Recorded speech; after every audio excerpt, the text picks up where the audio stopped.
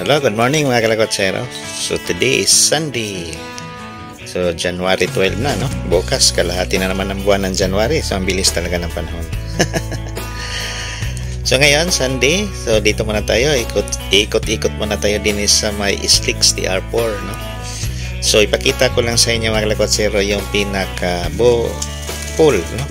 full video ng Islix. So magsimula tayo din sa may San Miguel at diretso tayo ng San Antonio. Yan, Barangay San Antonio. Doon tayo lalabas. So pakita ko lang sa inyo mga kalakotsero. So una, pupunta tayo din sa may left side. Check natin itong papuntang Alaminos. So itong Islix na to, dugtong na to sa may Alaminos, Laguna. So Alaminos, Laguna ang din exit. So tingnan natin kung hanggang saan na. So first time natin to i-vlog. So hindi ko to alam Basta hanggat may kalsada papasokin natin, no? Kung wala ng kalsada, wala tayong magawa. Kung hanggang sana dulo din So ito na yon ang Islix TR4 going to Alaminos, Laguna. Yan, ito yon, no? From Batangas to Laguna na to, itong area na to. Yan. So sa may left side, makita na natin yung South Spring Heights. Yan, no? So malawak yan ang subdivision, no? Tapat lang yan ng Mercedes Homes. Yan yung South Spring Heights. So marami na rin bahay, no? So magandang subdivision din yan mga kalakotsero. Bagong-bago yung subdivision na yan, almost 2 years. So ito na yon, no? Papuntang Alaminos. Nako, dini lang pala to mga kalakotsero. Didi na. So hirap na tayo makatawid.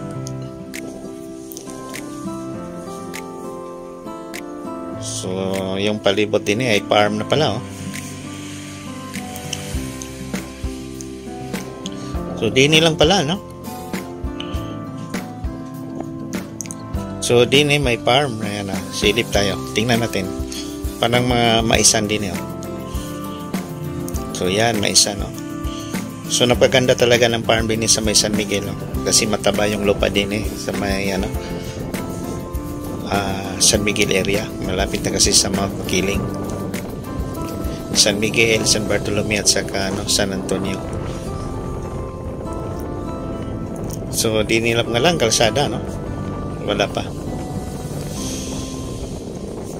So ang lakas ng hangin mga kalakotsero. So yan yung South Spring. So ngayon balik tayo. Ang ganda pala din First time natin nakagala din mga kalakotsero. So wala didiin sa unahan, ayan, walang kalsada. Walang kalsada na. Ano ba yan? Akala ko patapos na. Hindi pa pala. Layo pa pala, no? So mula din sa may San Miguel, diretso tayo ng San Antonio. So yan yung natin pakita ko sa inyo. Kung ano na yung mga improvement din sa may Islix.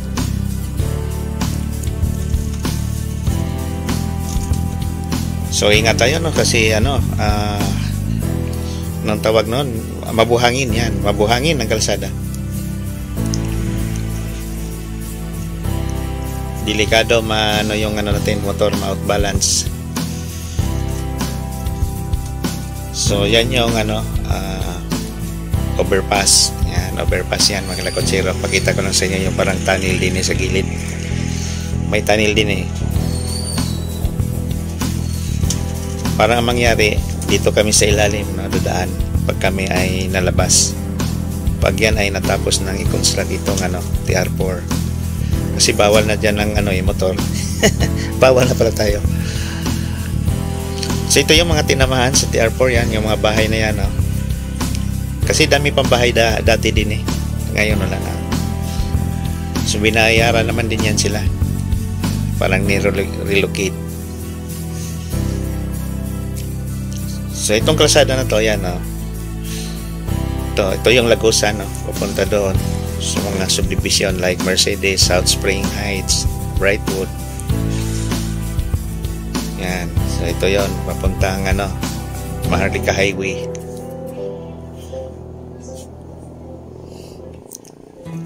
So ang hirap pa na tumawid din daming sasakyan.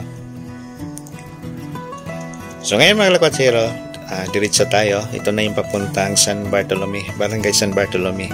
So din ako nadaan papuntang SM. Noong first vlog natin, naulan yun, maputik. Maputik dati. Ngayon hindi na kasi wala nang ilang days na tayo walang ulan. So mainit na, kaso lang malakas ang hangin. So marami na nadaan din papuntang SM. Naiwas sa traffic doon sa may Maharlika. So din yung daan. So ngayon pala mayroon na palang diretsong San Antonio. So yun ang kagandahan. So diretsong San Antonio tayo.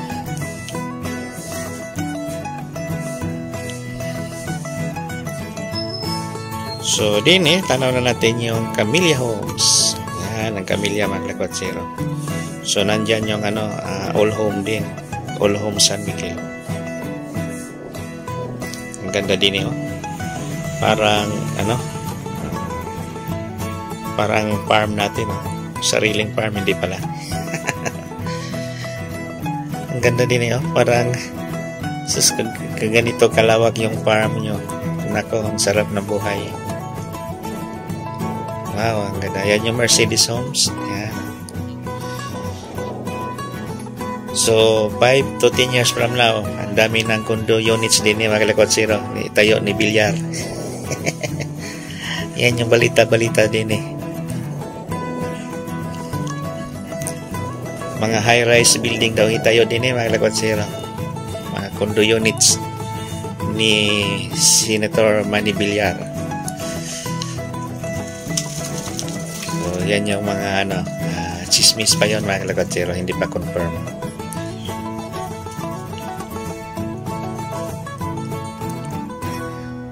So ingat pa rin tayo kasi mabuhangin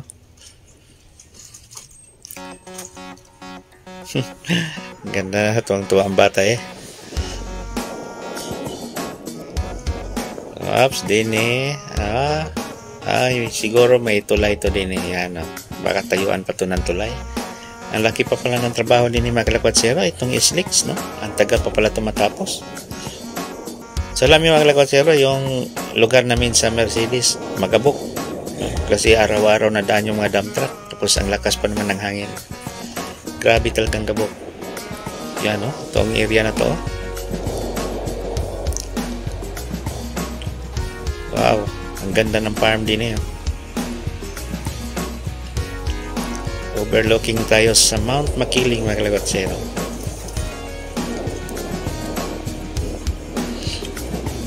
So napakaganda pala nini pag matapos na to itong kalsada na to from Lucena to Maynila na to mga lakwatsero, non-stop.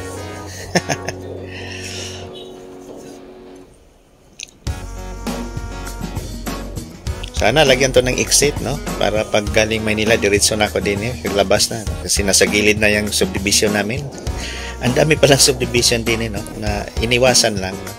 Camellia Homes, Mercedes, South Spring, at saka yung Limo Brisa doon sa may San Antonio. Yan, titingnan natin.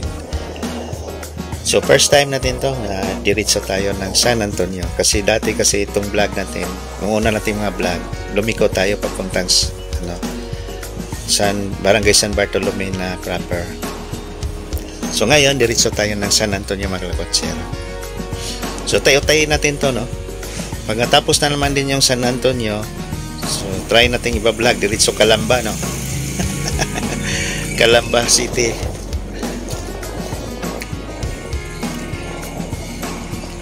So at least may pakita ko lang sa inyo yung update din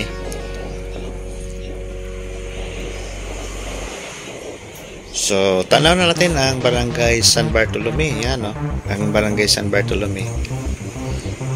So San Bartolome na to mga lakwatsero, malapit na to sa kanilang barangay hall. Pero napansin nyo may kalsada doon sa dulo yan unahan. Papasok tayo dyan, yan yung papuntang San Antonio. So ito na yung Barangay San Bartolome. Pag kayo ay nagli-left turn, punta doon sa kanilang proper. So ngayon akyat tayo, ahon tayo. So ito na yung papuntang San Antonio. So first time natin to i-vlog. So narinig ko lang to last week na pwede na pala to daanan. So yung mga taga San Antonio, pwede na sila dumaan din diretso SM din, no? Hindi na sila doon sa kabilang side. Yung mga taga Limo Brisa, mas pabor, no? Sa SM, malapit sila pag dini ang daan nila. So ito na yung papuntang San Antonio. Yan. So first time, no? So din continue yung ongoing yung construction, no? Di kagaya doon sa may San Miguel papuntang Alaminos, wala pala. Naka-stop ang trabaho doon. Pero sa Alaminos na banda, continue pa rin, no?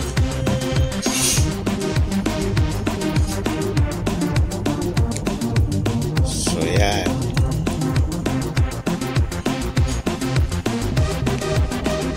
Parang tayo lang nadaan din mga Lakwatsero. So yan pala sa ating mga viewers. So huwag nyo kalimutan, visit naman kayo sa ating FB page. So at least ma-update din kayo doon. Then thank you very much sa ating mga bagong subscribers, no? Lalo na dyan sa may USA. Dami nating subscribers dyan, no? At saka sa Canada. Yan. So pag kayo ay nauwi din sa may Santo Tomas, ay laki ng ginagbago. Malaki na yung pagbabago din sa Santo Tomas. So yan, tanan natin ang Limo Brisa. Yan, Limo Brisa na mga Lakwatsero.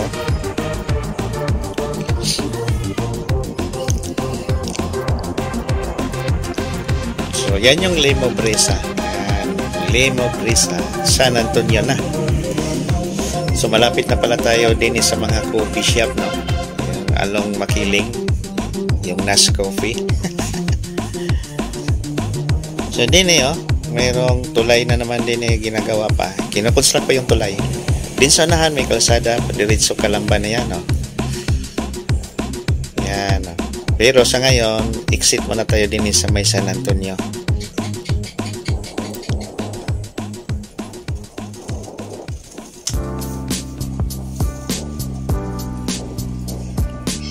So yan yung tulay. Siguro lagusan din yan kagaya sa may San Miguel. Parang tunnel. So din muna tayo. So natamaan talaga itong Limo Brisa din mga Lakwatsero. Ang ganda pa naman ng mga bahay din sa may Limo Brisa. Ako, kawawa yung malapit sa may kalsada, sa may slicks, maingay yan. So ito yung entrance ng Limo Brisa, oh. Yan, may guard yan sa may right side. Din itong kalsada na to, ito na yung papuntang San Antonio Putol. Yan. So shout out natin mga kaibigan din sa may San Antonio Putol, no? Ang daming din So itong kalsada na to, existing na talaga to, no? Sa mga na to, sa barangay na talaga to. Sa mga papasok na mga subdivision. So although itong Limo Brisa, bagong subdivision din yan.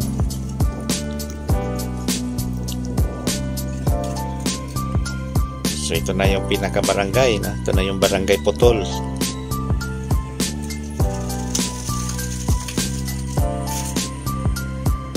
So ayan. So ayan mga Lakwatsero, papasok na tayo din sa may San Antonio proper. Yan, Barangay San Antonio na to. Grabe, no? From San Miguel nandini na tayo sa may San Antonio. Hindi alam ng guard ng Limo Brisa, galing ako ng San Miguel. Dapat may guard din doon sa kabilang side, no? Kasi example ako, nakapasok ako ng Limo Brisa.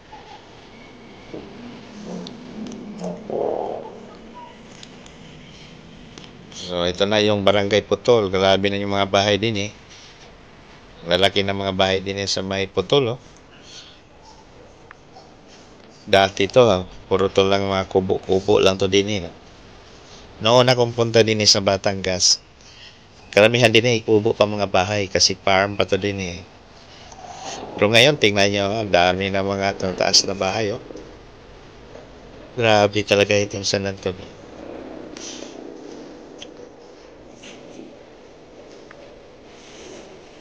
Kaso lang, yung kalsada din eh, sirang-sira na rin, oh. Dinaanan din to ng mga heavy equipment. So, ito na yung Townsville. Yan, Townsville yan, mga lakotsero.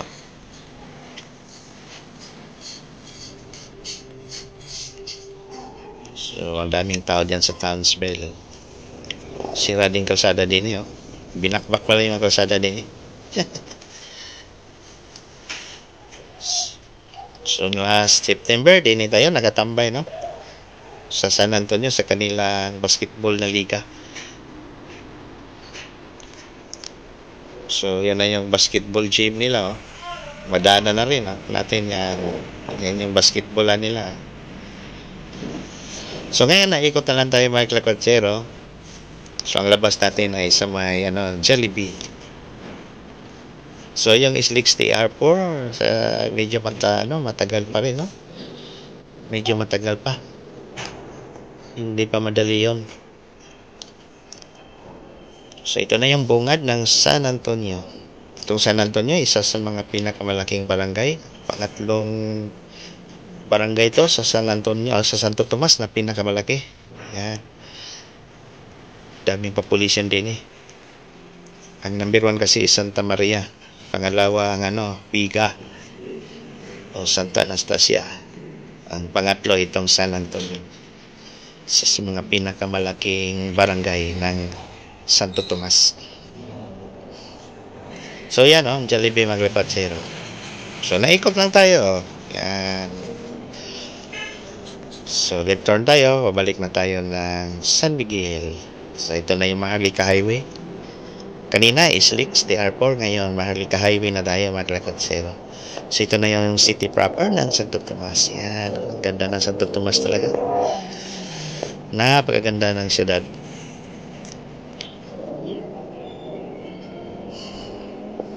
Nagutom na tuloy sila klakotsero. Nakita yung Jollibee at saka din yung Chowking. Daming kainan kasi din eh.